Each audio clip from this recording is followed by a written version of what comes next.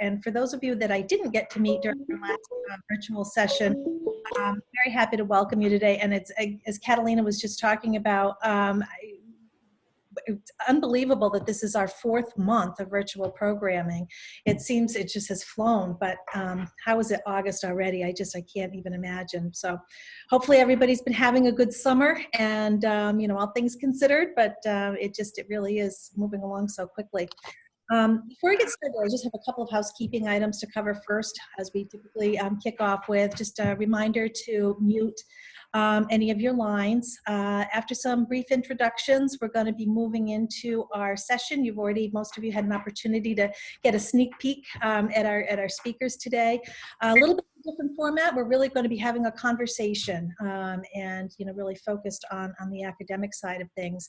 We're going to do our best to keep the last 10 to 15 minutes for questions and answers, but feel free to use the chat feature at the bottom of the screen, because we're going to try and integrate questions as we go. We got some that those of you who, when you registered, submitted some questions. So again, we're thrilled with that and really want to have a dialogue. As we've all talked about, there's so much uncertainty here. I'm looking forward to hearing from all of the thought leaders on this call. So just a little bit about, you know, when we launched these sessions, we promised to bring a mix of business and thought leaders and industry veterans in to help us make sense of whatever this new normal is for how long. But more importantly, how women in fintech and our allies can come out stronger, more connected, and perhaps even with some additional approaches and skill sets. And we're really staying true to that today, to the goals, and coming in with a different perspective, as we've talked about, to provide, you know, an alternative academic perspective. And I'm sure I'm speaking for the choir here of those that are involved in academics, you know, like your peer industries. Academic faculty, staff, and students had to adjust to a new normal almost overnight. And it's been incredible to see the many schools have shown, you know, the ability to adapt through lots of resiliency, flexibility, and creativity, probably in ways, and I'm guessing, was unimaginable a few months ago. You know, for many, by many accounts, COVID has really altered the landscape of higher ed for the foreseeable future, and really education as we know it in general. And both the how and the what are critical questions to explore as the new business needs emerge and colleges identify how to best support their students in this changing career landscape, requiring new skills and job search strategies. So I couldn't be more thrilled to have, you know, 2 academic experts here with us today to share their insights into how schools are adapting and what they must consider to effectively teach and advise students around building successful careers in a more digitized future. So first, I'd like to introduce Cheri Paulson, who's sitting next to me up in the boxes here. And as Cheri mentioned, we go way back. You know, she's been a wonderful partner and friend. Currently, Cheri is the Senior Director for Graduate Center and Career Development at Babson College. She provides direction, oversight of the career advisory team and operational deliverables. And with her team, she services the needs of graduate students, including best-in-class career management, education, while enhancing employer relationships to provide Babson students with maximum career success and real-world experience.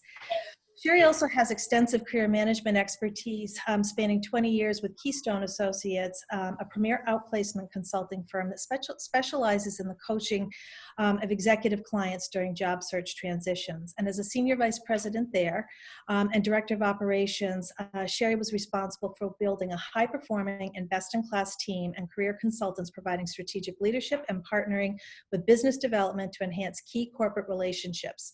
Cheri earned her master's degree in counseling psychology from BC and her undergraduate in psychology from UMass Amherst. So welcome, Cheri. Thank you very much. Also joining us is Jalal, Associate Professor of Finance at Suffolk University Sawyer Business School. He's currently serving as chair and graduate program director of the finance department. He received his BA in economics and mathematics from Wabash College and his PhD in finance from the University of Minnesota. His areas of expertise include corporate finance, international finance, financial markets, and institutions and banking. He's written and presented articles and opinions in numerous venues, including the World Bank and National Bureau of Economic Research, excuse me, the Financial Management Association, and a number of other international conferences. In addition, Abu has also been published on numerous original articles in several academic journals. And for those of you that have participated with FintechWomen events in the past, he's probably a very familiar face to you. Abu has been a tremendous ally to FintechWomen and has partnered with us on many occasions, offering academic perspective as well as programming sponsorship and promotional support. So welcome to you both. We're really, really thrilled to have you here with us and to get your perspective.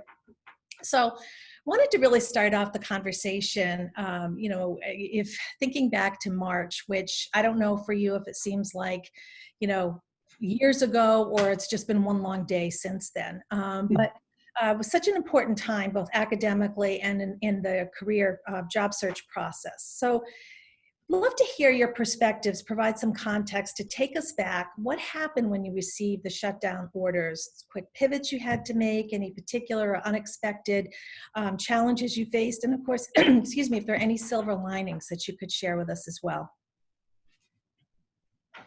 So, Cheri, you want to start? Sure, I'll start. Well, thank you very much for having me here, and hello to everybody on the call. It does feel like years ago when all of us at Babson and across everywhere were asked the early March to say, yeah, you need to go home, and you need to go home now. And our students were not even on spring break yet, and there was a lot of disruption. And I somehow thought we were going to be back in about 2-3 weeks, and so did my colleagues, and their plants are dying now and all those awful things. And so my biggest concern was the timing of the year for job seekers. So as Kim shared, I support the MBAs and the MS students at Babson College. And I was so concerned that they were going to feel like they just jumped off a ledge. And what was most critical for us was to remain engaged. So we did a couple of things, and we did it very quickly. We had a career fair, our big one that was coming up the first week of April, second week of April, which gave us 3 weeks to identify a virtual tool to run this virtual career fair. So I asked around to all my colleagues, we identified a firm very quickly, and we ended up running a virtual career fair that we had never done before, with over 25 companies, 100 and something students, and 450 chats. And we learned tons about how these virtual tools have to work, and prepared our students to be very quippy when they only have a few minutes to engage and share who they are as a person on something as important as a career fair. That's one thing that we have learned tons from and will continue on with.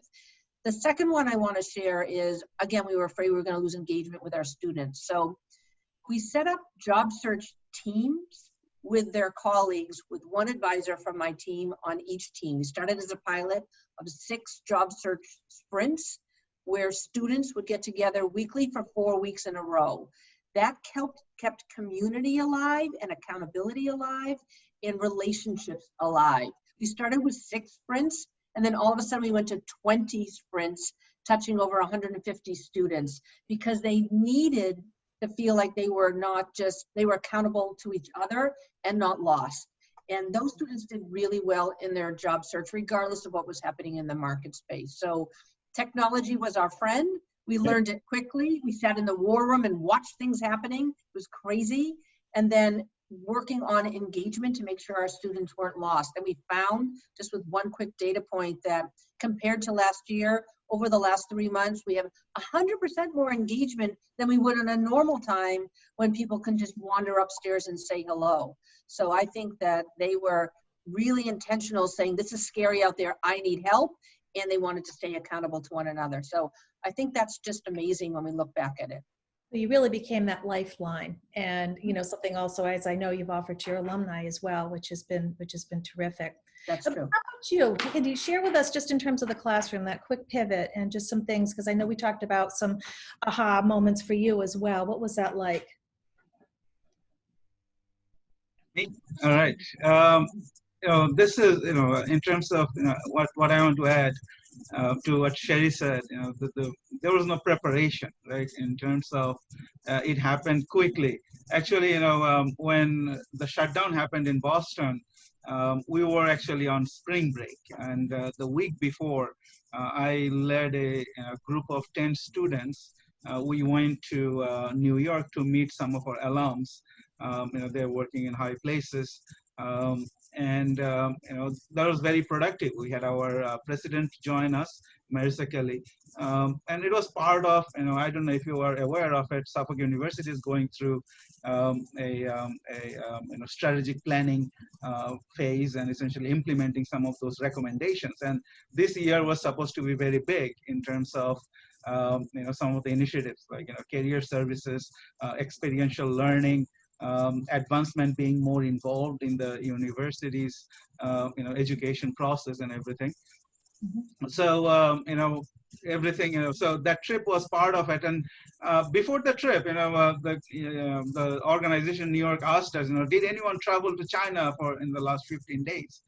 And we said, no, not really. So that was the first inkling. That was not. We thought, okay, so it's only limited to China. And we went our happy ways and say, we'll be fine. We are worlds apart. But of course, things, over the spring break, we learned that everything is closed.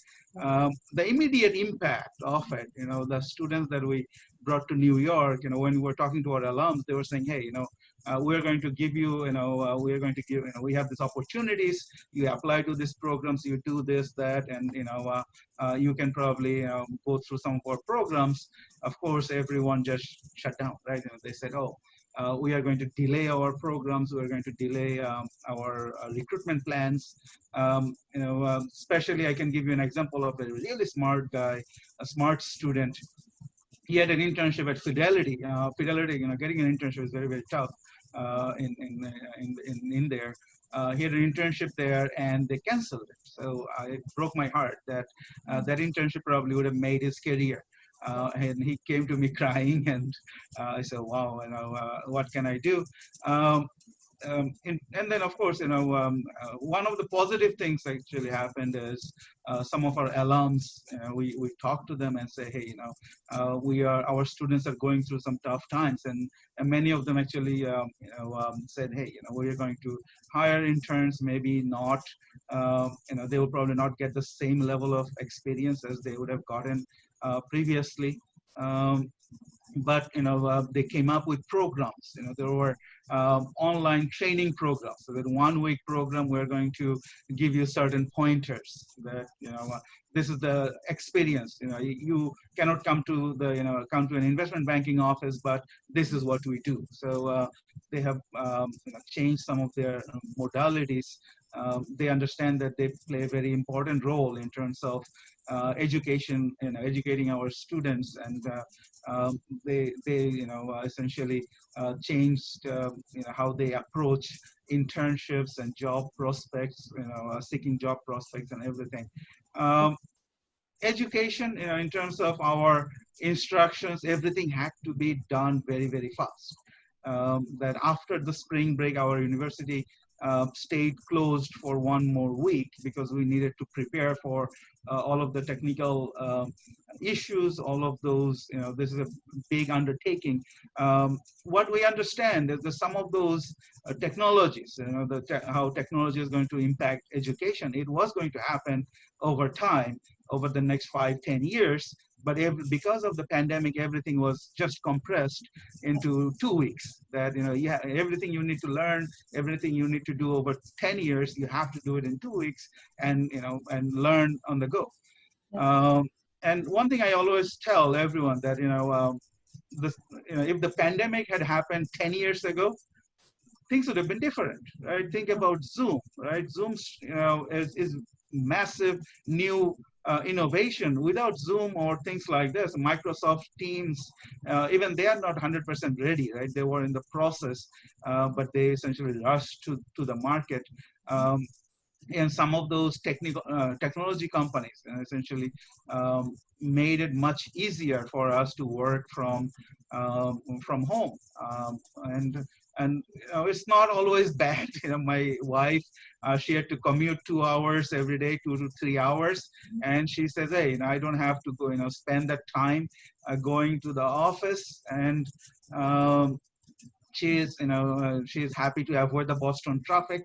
And of course, if you think about, the Zoom experience itself, right? If you see, you can see all of us in the same screen, right? The distance is not there. If you think about a classroom, you have a huge auditorium. Students are far away from the professor, right? This is one of the things that I do. I have to walk around. I love walking around because I know that there are some students sitting at the back. They probably are, not paying attention or doing something, or maybe not getting the full class experience. But I'm seeing all my students right in front of me. So maybe the distance has gone down significantly.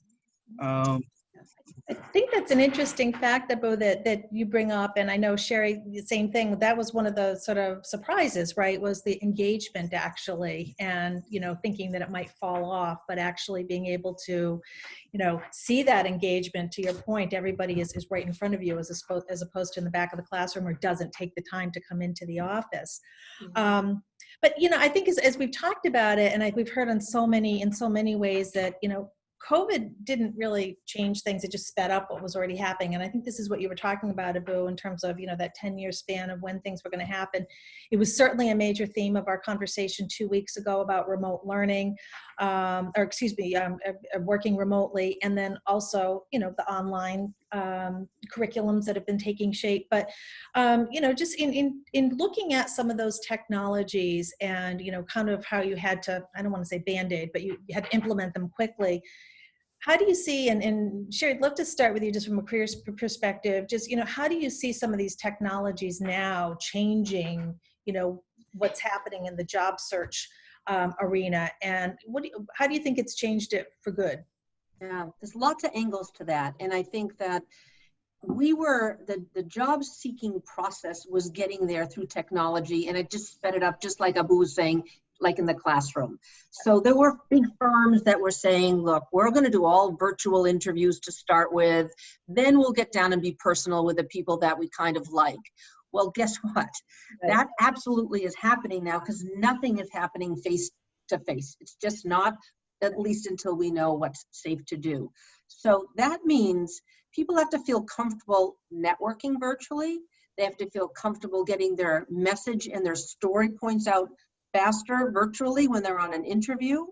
And then when we run events, we have a broader opportunity to get people from not just in our backyard in Boston to come to our, what we call our industry spotlights and our career fairs and our tours, because it doesn't really matter where these companies are. So our reach can even get broader now.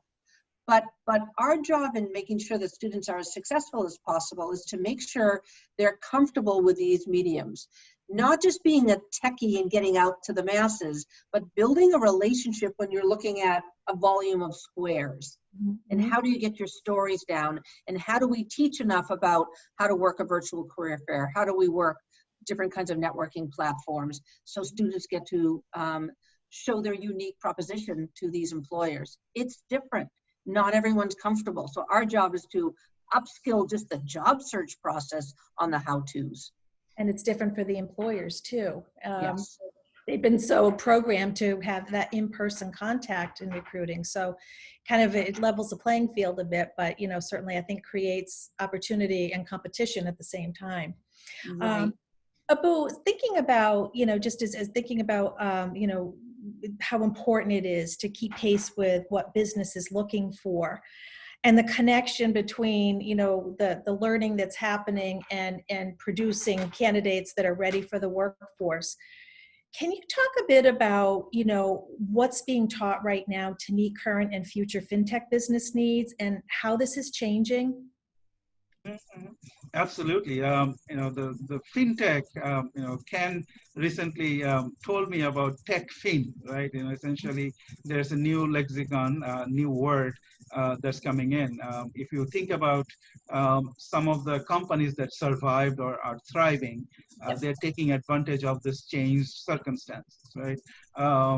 The Apple, Google, Facebook, they have been doing extremely well, right? Apple has become about $2 trillion business.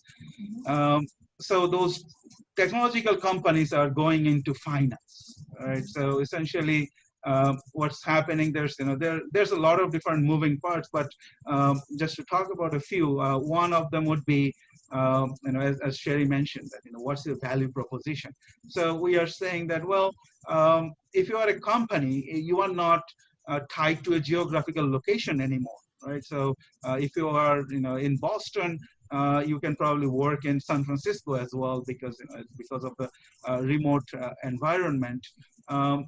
So students have to be ready to compete against that, right? So essentially, it opens up more opportunities as well, right? You can now work in much more remote places. Maybe you are in the middle of Montana, and you can work in San Francisco. So the competition is going to be there. But at the same time, you have to say, what do I offer? And if you think about the jobs that have thrived, of course, the technology, right? The coding. Every company that did not have any of those online presence, they are suffering significantly. Walmart, Amazon, they are technology companies more than they're retailers. So they have done very, very well. So from the perspective of students, you want to go where the jobs are. And we, as professors, we have to teach them the skills that they need to succeed in those jobs. So there is more emphasis on technology, skills. But at the same time, there's another part that Cheri and Kim, both of you, talked about. You have to stand out, right? I was talking to a friend of mine, and he works in personal finance, and I was saying, hey, your business probably isn't doing very well because you are not having that, being able to meet with clients and doing all the smoozing, etc. And he said, no, my business has never been better because I had more people coming in, and they actually understand what I'm offering, and my value is being on display. So while this new technology is making a lot of things obsolete, but it's creating a lot of opportunities for our students as well. Yeah. Yeah, I want to piggyback on that, Abu, just on the part about the financial and wealth management. People are afraid, right? So they're connecting with, or they're trying to manage their own financials and financial health. And that world has increased significantly, and they want somebody they can trust, or they want to be able to leverage the data. But maybe if I shift gears and talk about kind of some top fintech careers, and you're going to see why, right? And these have been hot for a while, but now it's amplified given what's going on with COVID. So cybersecurity, right? The vulnerability of cyber threats, particularly in financial services. So I read that financial services is at more risk, 65% more than the average company is at risk. So for anybody thinking about pivoting their career, cybersecurity is a great place to go, and where you're investigating incidents, you're evaluating breaches, you're developing security measures. That's going to be hot for a while across industries, but particularly across the finance world. Cheri, can I just go ahead, Kim. From an employer's perspective, there just aren't people out there with this experience and background, and employers are willing to do some training, but it's definitely an area of focus. And for anybody that's pursuing on the academic side of things, it's been hot, and now hotter than ever. So I think that's a great call out.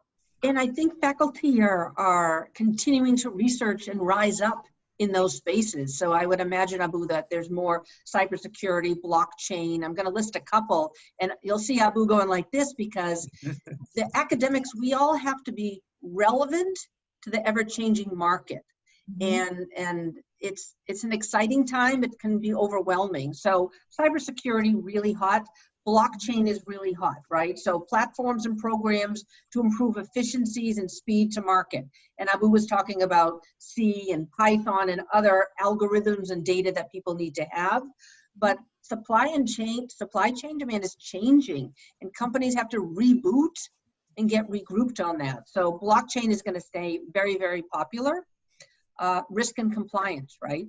So regulatory scrutiny and the ability to be analytical and compliant experts, that's going to be hot, I would say, for the next 3 to 5 years and ever changing. Yep. Understanding technology and being analytical about trends is really critical in risk and compliance. Mm-hmm. All things quant. So quant, machine learning, analytics has been hot for a while.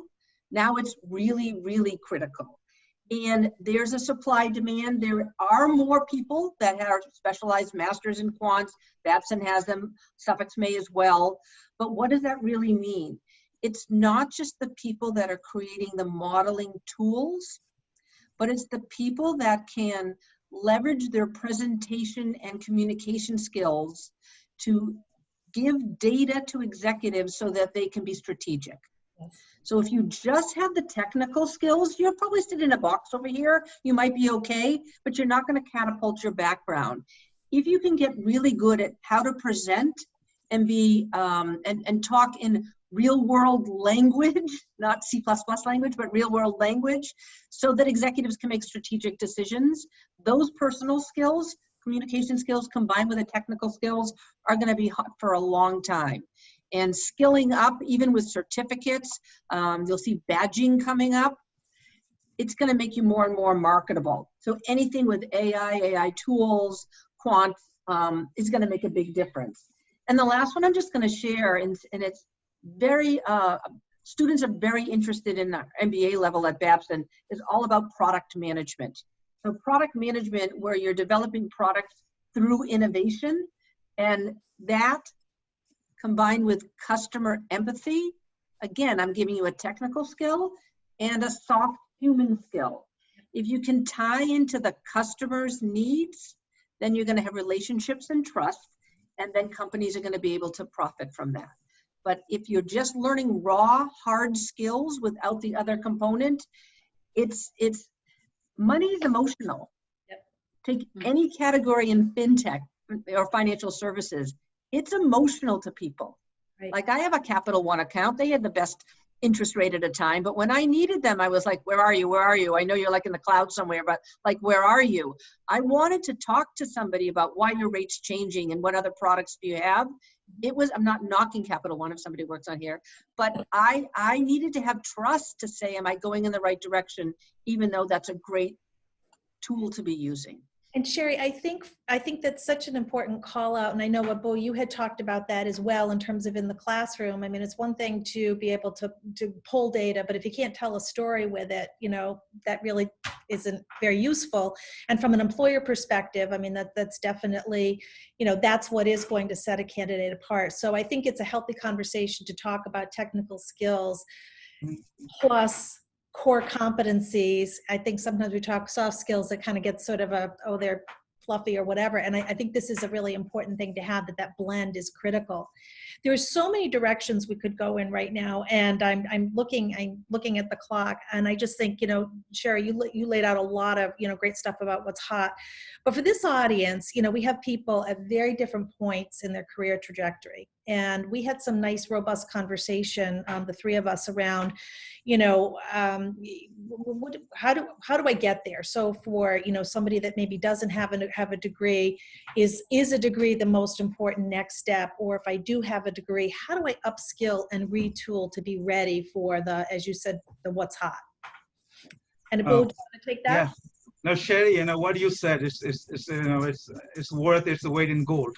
I have to say, it's amazing what you've mentioned in terms of the skills that students need, right? Skills that the professionals need. If you think, there's no place to hide, right? That's another thing about this Zoom meeting, that, you are face to face and you have to sell yourself. You have to have that, knowing how to program. Of course, not all of us are skilled at that, but that's not something that should prevent you from having a successful career in this area, because it's not only about coding, but being able to communicate, being able to solve problems, right? And how you do that, that's going to be very, very important. And this communication skill, you cannot emphasize it enough, right? You have to be able to communicate with your team, with your clients. And, we tend to think that, because of computers, we're not going to have that communication piece. We're going to send a text message. No, that's totally wrong. You still have to communicate. You have to convince your client. If you want that big account, you have to be able to convince them. Now, if you are someone, who already has a degree, right? That's good. You might have an MSF or MBA or some other master's degree. Well, now what's happening is there's a lot of opportunities. Cheri mentioned badges. Well, yeah, this is really amazing. You go to LinkedIn Learning.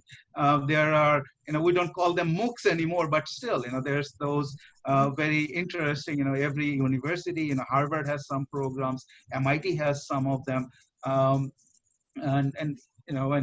But if you have time to go through a master's degree, look for those innovative programs that are going to teach you, especially in the area of finance, fintech, tech, fin, both. That how do you essentially, adjust to this new reality? One thing I want to say that, even if you have a degree or not have a degree, the thing is, lifelong learning is becoming part of life, in a sense that you have to continually update your knowledge.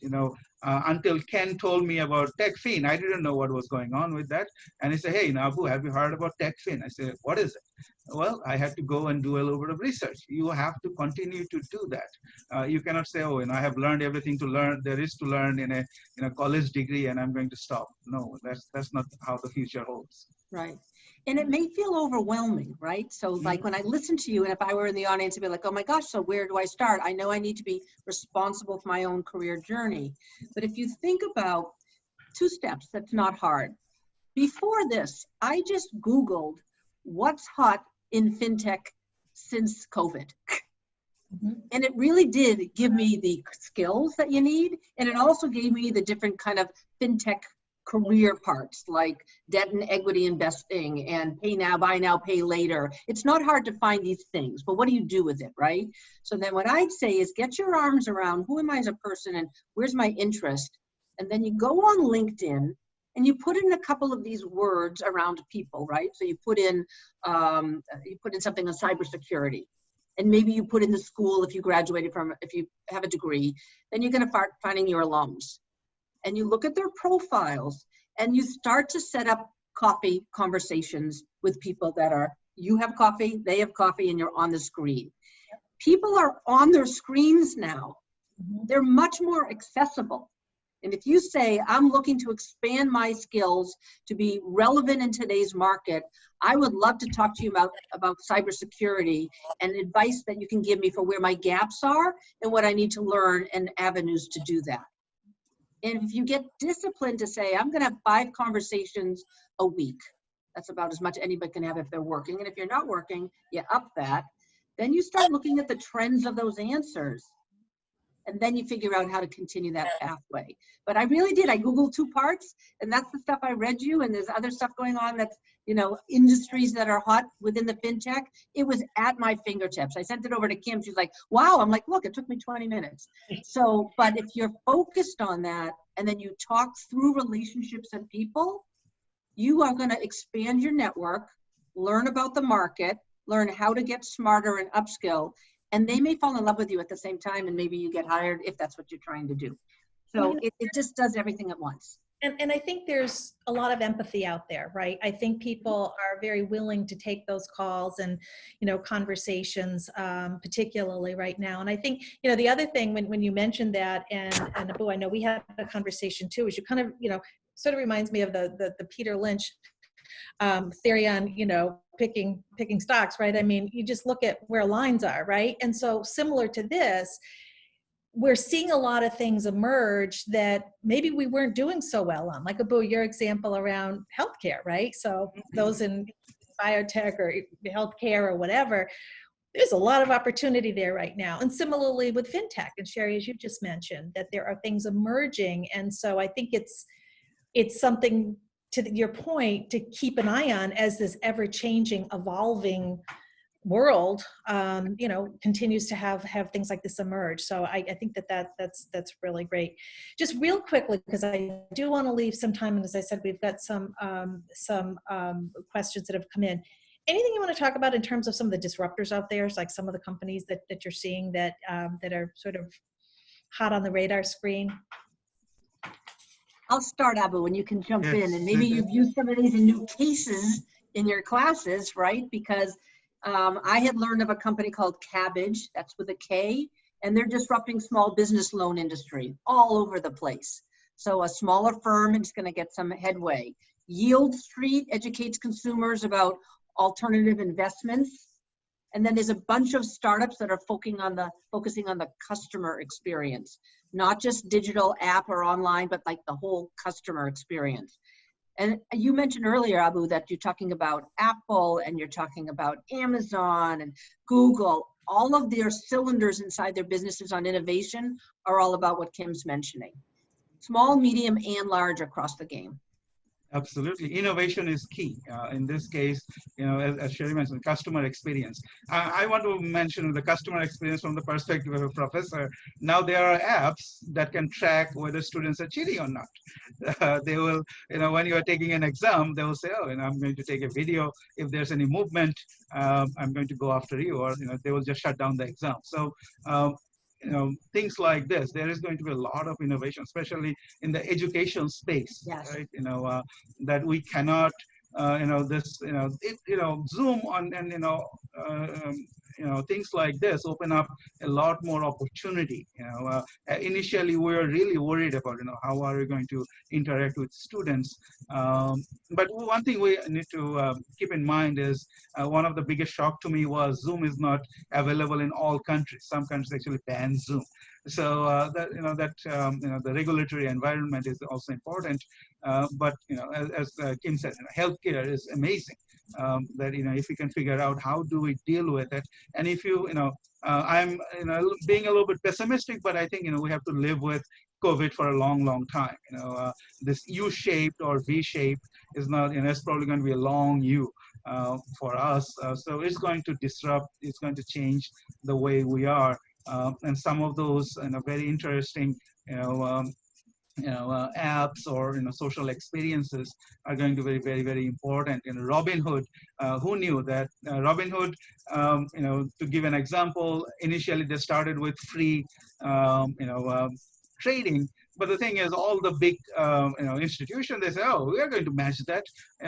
Fidelity said, we're going to do zero. Everyone is going to do zero. Robinhood was going to die. Right, because everyone just adopted one of their selling point. Now they found a new market, right? All the gamblers out there are moving to Robinhood because of there's no sports gambling, and so Robinhood is a nice alternative. So this kind of innovative companies that change the consumer experience and adapt to this new reality will definitely do very well. Yeah. I'd also watch the payment technology industry. Mm-hmm. So the kind of the buy now, pay later, PayPal's, Visa, Intuit, Google Checkout, Amazon, Apple. There's little ones that are cropping up. Something called SplitIt. It's SPLITIT, and so it's SplitIt. And it's like the old-fashioned layaway, like you'd buy something, you couldn't have the product until the end. Now you take the product with no interest, and they spread out your payments. There's all kinds of things going down that space. Mm-hmm. Combined with what Abu shared is the whole ed tech space. I probably get pitched 5 products a week of people trying to get into this networking, social, online mixer opportunities, right? So it's some of them are disasters because they just don't work, but they're going after the right space. So I feel like I'm very opportunistic for people that love being innovative and being around smart people and finding out the pain in the market. You just have to go for it, but get smart about what you're going for by digging in and talking through people. That's great. Just to add, artificial intelligence, that's yes. One thing that we have to keep an eye out because it's doing so much and it's so, so amazing. If you go to Google, they can actually converse with you and you cannot understand that on the other end is just an AI. It's not a person that you are talking with. Right, right. Well, fantastic information. I do just want to, within the, oh gosh, a couple of minutes we have left, just address a couple of these questions. And, one of them that came in, and I think, early on, we talked a bit about this in Abu, as you were talking about in the classroom, but will educators be able to survive without an in-person classroom? Mm. That is a very, very important and interesting question. Education is very labor intensive. If you think about, you have 10 students, one faculty, those kinds of ratios, it essentially tells us there's very, labor intensive. Some of the things that we have in terms of career services, in terms of advancement, right? Talking to alums, maintaining those relationships require a lot more labor-intensive processes. I